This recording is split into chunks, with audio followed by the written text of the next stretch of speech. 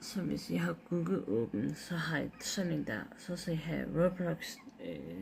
Google, så går I over, og så finder I Create, den ligger der, ikke? Så har I så, hvis I har nogen den her, lad os sige I har sådan en her, så går I ind på den der, og så er I herovre i den her side, og så er I på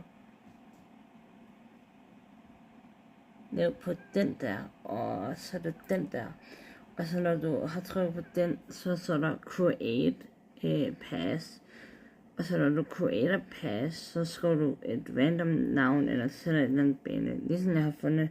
et billede af Emil, sender et eller andet, og så går du over,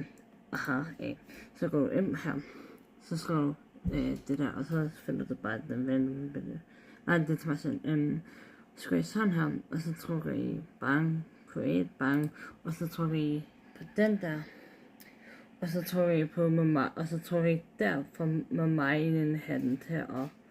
mamma i den hat til at koste, så trykker I på den der, så trykker I mamma den til at koste, lad os sige, at i den hatten til at koste 9,9, så skriver I 9,9. Ja, hvis det sige, koster 4 eller andet, og det er så, man sætter Game Pass op. Og ja, håber I kan bruge det sådan hjem, mindre